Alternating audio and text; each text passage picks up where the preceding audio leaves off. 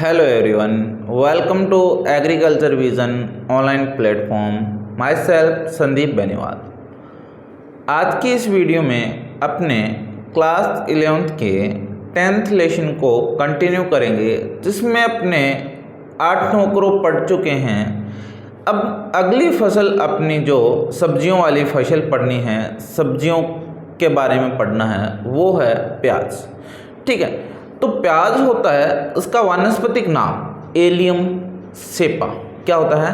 Allium सेपा। Scientist लोग हैं या जो बोटनी की परिभाषा है, इसकी जो बोटनी का नाम है वो इसका नाम है एलियम सेपा।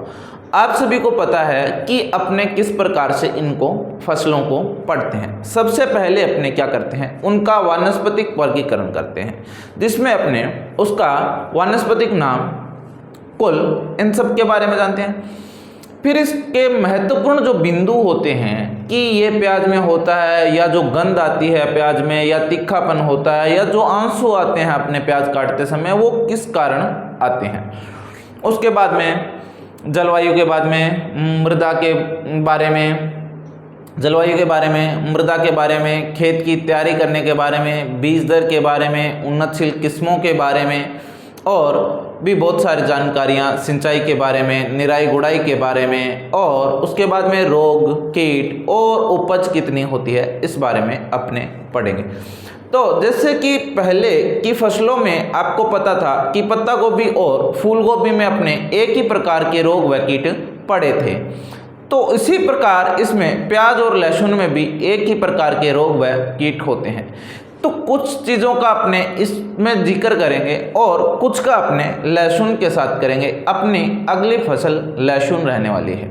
चलिए अपना 10th लेसन स्टार्ट करते हैं, वापस से आगे कंटिन्यू करते हैं उसको। सब्जियों की खेती के अंदर अपने प्याज की फसल को, जो आपके सिलेबस में 11 नंबर फसल है, इसको पढ़ते हैं प्याज।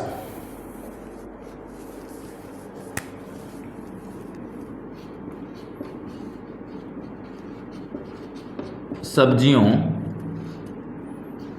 की खेती।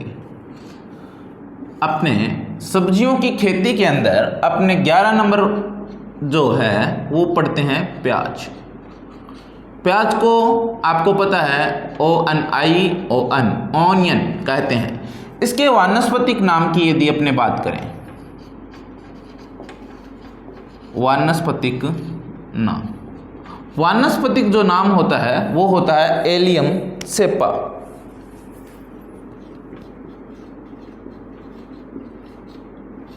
एलियम सेपा। जो इसका कुल होता है एलिएसी। जो प्याज का कुल होता है वो होता है एलिएसी।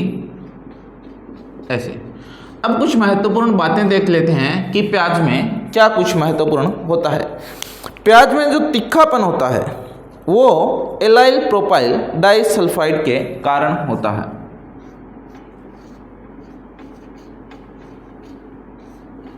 प्याज में तीखापन एलाइल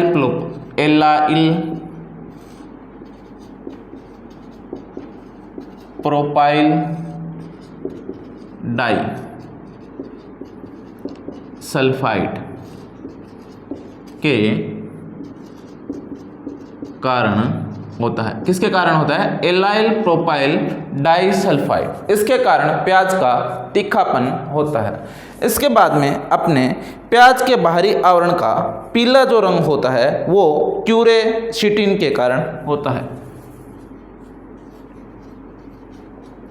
प्याज के बाहरी आवरण का पीला रंग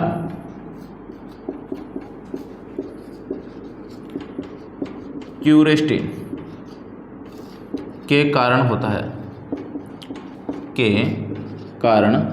किसके कारण होता है? क्यूरेस्टिन के कारण। इसका प्याज का जो बाहरी रंग होता है पीले कलर का, वो क्यूरेस्टिन के कारण होता है। प्याज जो होता है शरीर को लू से बचाने के लिए उपयोगी होता है। प्याज का सेवन शरीर को लू से बचाता है, लू से बचाता है। किससे बचाता है? प्याज का सेवन करेंगे तो लू नहीं लगेगी, ताती नहीं लगेगी अपने को। उसके बाद में प्याज में क्यूरिंग, सुखाने को कहते हैं। प्याज को सुखाना क्या कहलाता है? क्यूरिंग कहलाता है। क्या कहलाता है? प्याज को सुखाने की जो क्रिया होती है वो क्यूरिंग कहलाती है। इसके बाद में प्याज को भंडारण गृह में उगने से रोकने के लिए मैलिक हाइड्रेजाइड का प्रयोग किया जाता है। प्याज को भंडारण गृह में उगने से रोकने के लिए, यानी कि प्याज को भंडारण के टाइम ना उगे इसके लिए मैलिक हाइड्रेजाइड MH या मैलिक हाइड्रेजाइड का उपयोग किया जाता है। यानी कि मैलिक हाइड्रेजाइड का उपयोग प्याज में भंडारण में प्याज को उगने से रोकने के लिए जिसका उपयोग किया जाता है उसको मैलिक हाइड्रेजाइड बोला जाता है। इसके बाद में अपने नेक्स्ट देखते हैं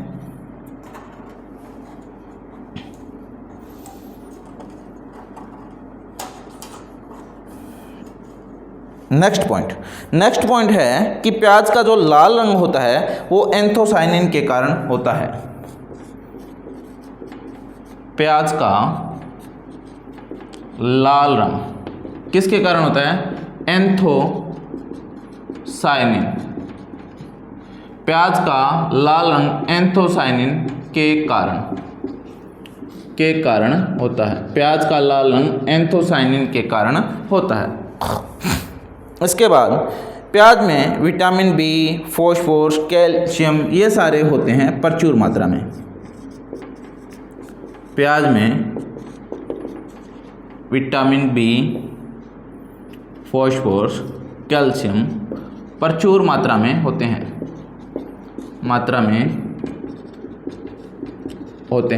क्या होते हैं? ये जो विटामिन्स है और फॉस्फोरस, कैल्शियम ये सारे क्या होते हैं? प्याज में अच्छी मात्रा में होते हैं। इसके बाद यदि अपने बात करें कि जलवायु, प्याज के लिए कौन सी जलवायु चाहिए? देखिए प्याज जो है फसल है वो ठंडी जलवायु की फसल है, ठीक है। तो अधिक प्रकाश के कारण प्याज की वृद्धि व उत्पादन नहीं होगा, ठीक है। प्याज ठंडी जलवायु की फसल है। प्याज क्या है? ठंडी जलवायु की फसल है। इसके बाद में अधिक तापमान,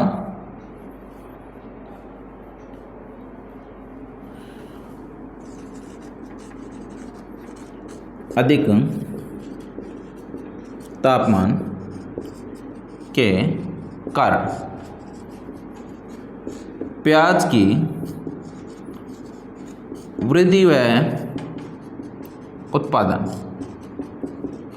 दोनों प्रभावित होते हैं।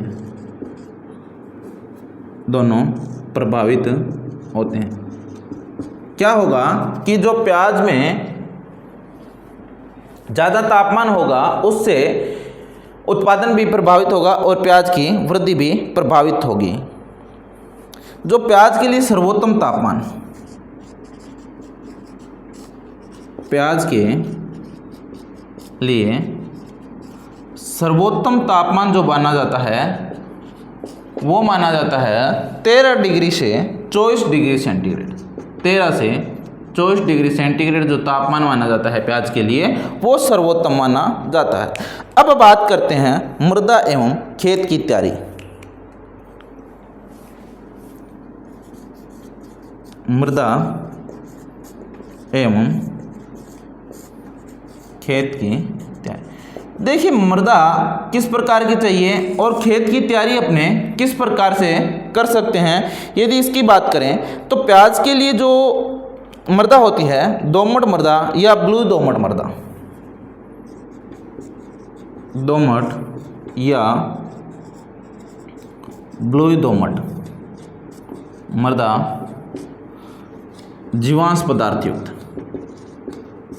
जीवांश पदार्थ युक्त, जीवांश पदार्थ उसमें होना चाहिए। इसके बाद में अधिक पीएच मान, नहीं अधिक पीएच मान नहीं लिखेंगे, एक बार लिखेंगे उचित जल निकास, उचित जल निकास वाली मृदा।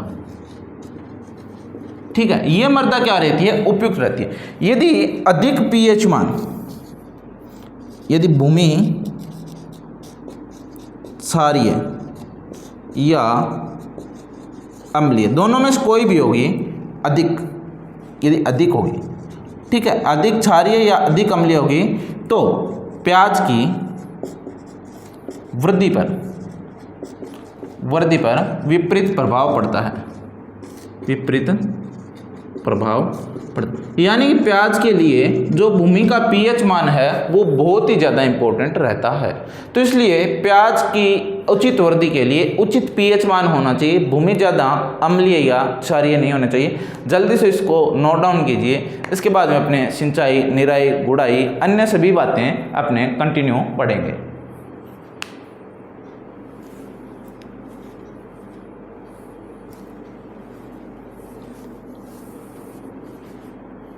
हाँ जी, नोट कर लिया। अभी देखते हैं अपने अन्य जो चीज़ें होती है प्याज से संबंधित, उन चीज़ों को भी अपने कंटिन्यू पढ़ेंगे। देखिए, अभी तक आपने जलवायु के बारे में पढ़ा है कि प्याज जो है वो ठंडी जलवायु की फसल है। इसको 13 से 24 डिग्री जो तापमान है वो उचित तापमान है, इस पर यह सबसे ज़्यादा वृद्धि करता है। और जब तापमान अधिक होगा तो इसकी वृद्धि पर विपरीत प्रभाव पड़ेगा। तापमान अधिक होने के कारण प्याज की उचित वृद्धि नहीं होगी। और भी कुछ चीज़ें आपने पढ़ी कि प्याज में जो तीखापन होता है एलाइल डाई प्रोपाइल सल्फाइड के कारण होता है। और इसके बाद में अपने जलवायु, ठंडी जलवायु का पौधा है। और मृदा के बारे में अपने पढ़ा, तो उसमें अपने ये पढ़ा कि जब इसको अधिक अम्लीय या अधिक क्षारीय मृदा होती है तो इसकी वृद्धि पर विपरीत प्रभाव पड़ता है। इसी के बाद अपने इसको कंटिन्यू करते हुए पढ़ेंगे बुआई, बीज की मात्रा एवं बीजोपचार। बुआई, बीज की मात्रा एवं बीजोपचार। बुआई के बारे में पढ़ेंगे, बीज की मात्रा के बारे में पढ़ेंगे और बीज उपचार कैसे करते हैं उसके बारे में अपने पढ़ेंगे। देखिए, रबी की फसल के लिए बीजों की बुआई मध्य अक्टूबर से मध्य नवंबर तक करनी चाहिए। रबी की फसल के लिए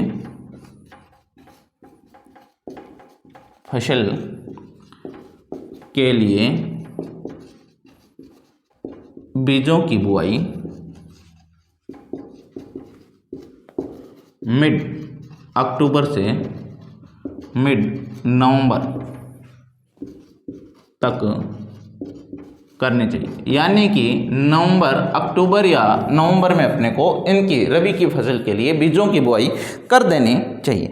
देखिए, 1 हेक्टेयर के लिए 10 केजी बीज रबी में, 1 हेक्टेयर के लिए 10 केजी सीड एवं खरीफ में, आगे बात करते हैं इसी में, खरीफ में यदि 1 हेक्टेयर के लिए 12 से 15 केजी सीड। यानी कि यदि अपने रबी की फसल में प्याज की बुआई कर रहे हैं तो उसके लिए 1 हेक्टेयर के लिए 10 केजी बीज की आवश्यकता रहती है। और यदि यही बुआई प्याज की अपने खरीफ ऋतु में कर रहे हैं तो 12 से 15 केजी बीज की अपने को आवश्यकता रहती है। इसके बाद यदि अपने बात करें तो पौधे व कंद तैयार करने के लिए बीजों को 5 से 6 सेंटीमीटर दूरी पर और 5.5 सेंटीमीटर की गहराई पर बोना चाहिए। कंद तैयार करने के लिए बीजों को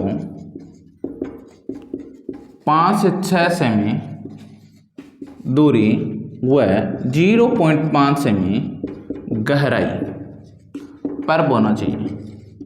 ठीक है, इन चीज़ों का अपने ध्यान रखेंगे कि 5 से 6 सेंटीमीटर तो दूरी रखेंगे और 0.5 सेंटीमीटर वह बीज की गहराई रखेंगे। इसके बाद में अपने रोपाई की बात करते हैं कि जब अपने इसकी पौध तैयार कर ली और उसको अब खेत में ट्रांसप्लांट करना है तो ट्रांसप्लांट कब किया जा सकता है। तो रोपाई में यदि बात करें, जब पौधा 7 से 8 सप्ताह का हो जाए और 12 से 15 सेंटीमीटर लंबाई का हो जाए तो उन्हें कतारों में 15 सेंटीमीटर और 10 सेंटीमीटर की दूरी पर बोने चाहिए। देखिए, जब पौधा 7 से 8 सप्ताह का हो जाए या 15-20 सेंटीमीटर का हो जाए तो उसे खेत में रो टू रो कितनी दूरी रखेंगे? 15 सेंटीमीटर। और यहीं प्लांट टू प्लांट 10 सेंटीमीटर दूरी पर क्या करते हैं? रोपाई की प्रक्रिया करते हैं। ठीक है, इसके बाद यदि अपने और बात करें तो पौधे रोपण के समय अपने को बाविस्टीन घोल में अपने को डुबोकर रखना चाहिए।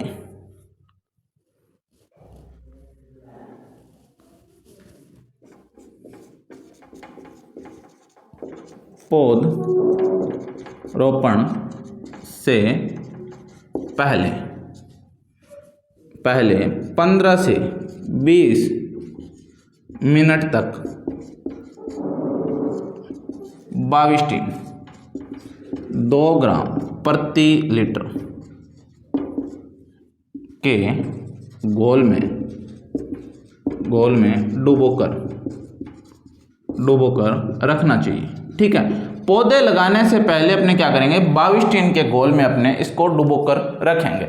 इसके बाद में यदि अपने बात करते हैं कि कंदों की बुआई कब करते हैं, नहीं, इसके बाद में रवि की पौधरोपण का जो समय है, ये तो था बीज बोने का समय जो अपने mid October to mid November. रवि में पौधरोपण का समय,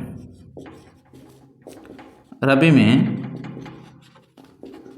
पौधरोपण का समय mid December to mid January होता है, यानी कि मध्य दिसंबर से मध्य जनवरी तक इसमें पौधरोपण का समय होता है। और खरीफ में जुलाई के अंतिम सप्ताह में,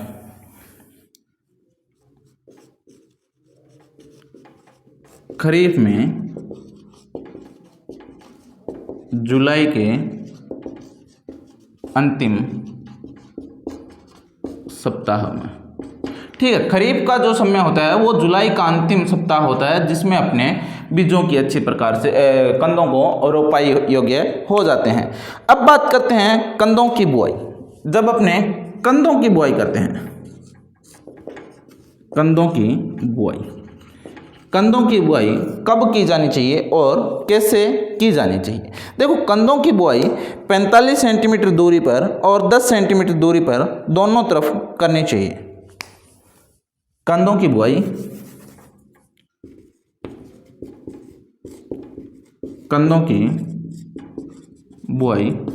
45 सेंटीमीटर दूरी व 10 सेंटीमीटर दूरी पर करनी चाहिए, यानी कि 45 सेंटीमीटर और 10 सेंटीमीटर दूरी पर करनी चाहिए। और छोटे कंदों के लिए 10 क्विंटल प्रति हेक्टेयर और बड़े कंदों के लिए 2 से 2.5 क्विंटल प्रति हेक्टेयर आवश्यकता होती है। 12 से 15 क्विंटल प्रति हेक्टेयर की आवश्यकता होती है। छोटे कंद जिनका आकार 1.5 से 2 सेंटीमीटर होता है, उनके छोटे कंद 10 क्विंटल प्रति हेक्टेयर व बड़े कंद जिनकी 2 से 2.5 सेंटीमीटर तक होते हैं, उनकी 12 से 15 क्विंटल प्रति हेक्टेयर संख्या की आवश्यकता होती है। संख्या की आवश्यकता होती है, यानी कि इनकी अपने को इतनी इतनी आवश्यकता कंदों की चाहिए होती है। उसके बाद में कुछ इम्पोर्टेंट किस्में हैं, उनका अपने अभी इसी वीडियो में जिक्र कर लेते हैं। उन्नत किस्में, कौन कौन सी ऐसी प्याज की उन्नत किस्में हैं जो अक्सर एग्जाम में पूछी जा सकती है? तो सबसे बात करते हैं Pusa red, Nashik red, Patna red. लिखते हैं Pusa red, Nashik red, Patna red. ठीक है, ये 3 किस्में रेड के नाम से है। उसके बाद में agrifound dark red, agrifound dark red, ये क्या होता है? लाल प्याज की किस्म है। कौन सी प्याज की किस्म है? ये सारी लाल प्याज की किस्म है। इसके बाद में अपने बात करते हैं Pusa white flat, Pusa white round, Pusa white, Pusa white flat, Pusa white round. ये जो है, ये सारी क्या है? सफ़ेद किसा अर्का पीताम्बर अर्ली ग्रेनो। ये सारी है पंजाब 48, उदयपुर 102, पंजाब 48, उदयपुर 102। ये सारी जो है सफ़ेद प्याज की किस्म है। ठीक है, कौन से प्याज की किस्म है? सफ़ेद प्याज की। अब बात करते हैं जो पीली प्याज होती है, अर्का पीताम्बर और अर्ली ग्रेनो। अर्का पीताम्बर व अर्ली ग्रेनो, ये पीली प्याज की किस्म है। क्या है? पीले प्याज की किस्म। ये जो सारी अपने किस्में बताई है वो है रबी की फसल की, रबी की। अब यहाँ आपने लिखते हैं कुछ खरीफ। खरीफ के प्याज की कौन कौन सी किस्में हैं वो अपने उस तरफ लिखेंगे। अर्का कल्याण और N53, N53 और अर्का कल्याण, अर्का कल्याण। ये सारी जो किस्में हैं वो है खरीफ के लिए जो प्याज की उन्नतशील किस्में हैं जो एग्जाम में पूछी जाती है। जल्दी से इसको नोट कीजिए, इसके बाद में अपने आगे कंटिन्यू पढ़ेंगे।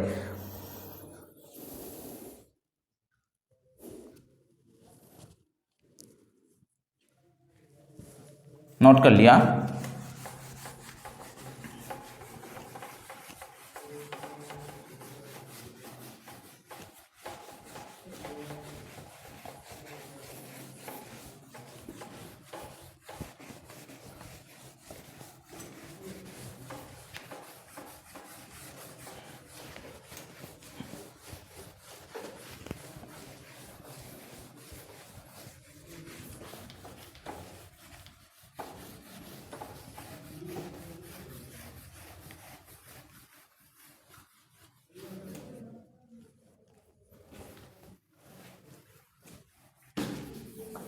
हाँ जी, इसके बाद में अपने बात करते हैं कि खाद व उर्वरक।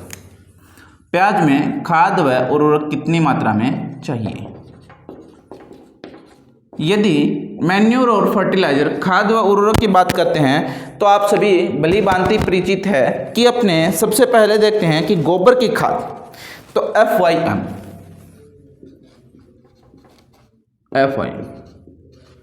400 से 500 क्विंटल प्रति हेक्टेयर, यानी कि इसको थोड़ा सा FYM ज़्यादा चाहिए। यदि बात करें नाइट्रोजन की तो 100 किलोग्राम प्रति हेक्टेयर की आवश्यकता होती है। यदि अपने इसी प्रकार कंटिन्यू बात करें फास्फोरस की और पोटास की, तो फास्फोरस की जो मात्रा होती है वो 50 kg प्रति हेक्टेयर होती है और पोटास की जो बात करें तो 100 kg प्रति हेक्टेयर इसकी मात्रा की अपने को आवश्यकता होती है। इसके बाद में नाइट्रोजन की आधी और इनकी सारों की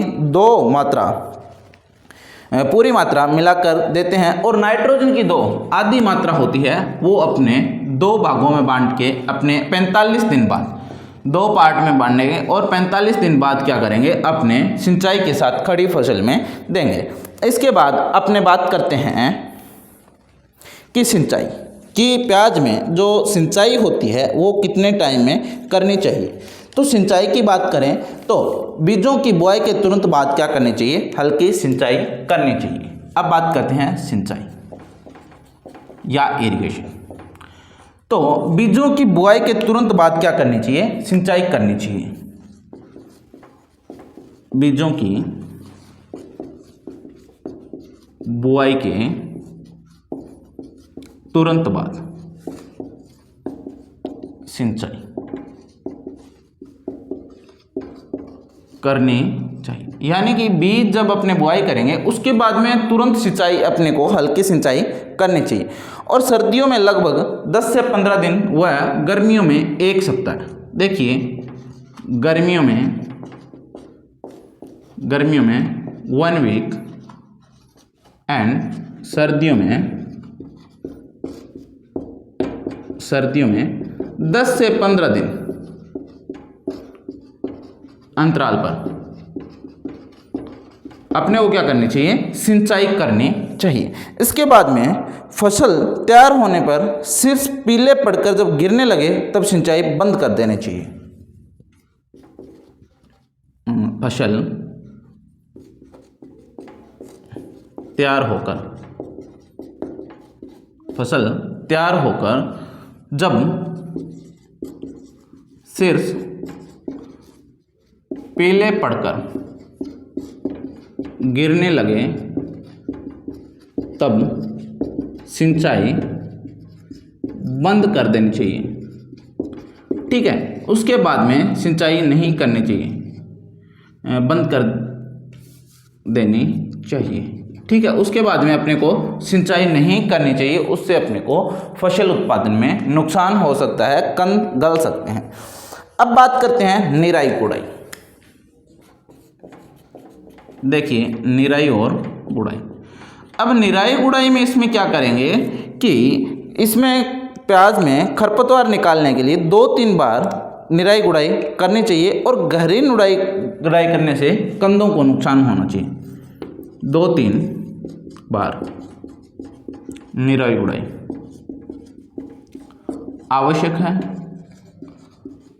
ठीक है, और गहरी निराई गुड़ाई करने से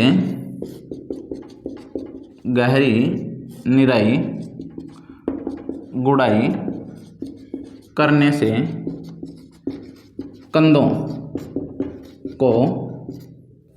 का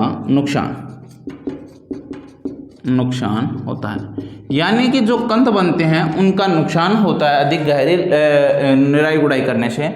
इसके बाद में अपने बात करते हैं प्रमुख कीट की। रोग अपने अगले लहसुन के साथ पढ़ेंगे। अब बात करते हैं अपने प्रमुख कीट। इसमें एक ही कीट होता है, कितने, एक ही कीट होता है प्रमुख रूप से, वो होता है पर्णजीवी या थ्रिप्स। कौन सा, पर्णजीवी या थ्रिप्स, ये कीट होता है। देखिए ये जो कीट होता है वो इस फसल का प्रमुख कीट होता है और ये प्याज की पत्तियों पर भूरे धब्बे व प्याज की पत्तियों के ऊपरी भाग सूख कर भूरे पड़ जाते हैं। ठीक है, तो यह प्याज का प्रमुख कीट है, यह प्याज का प्रमुख कीट है। ठीक है, इसके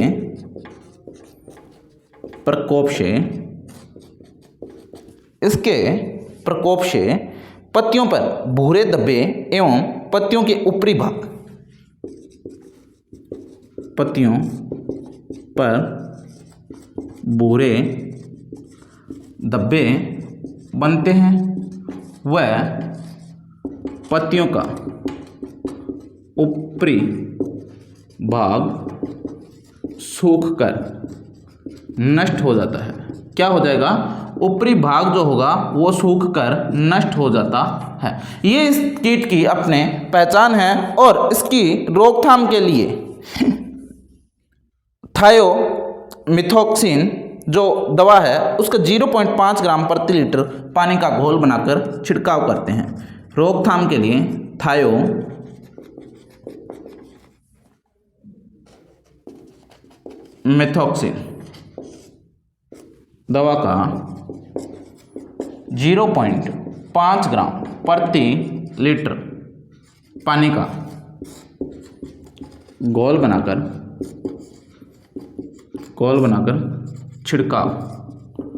छिड़काव करते हैं। इससे क्या होता है? इस कीट को हराने में अपने कामयाब हो सकते हैं।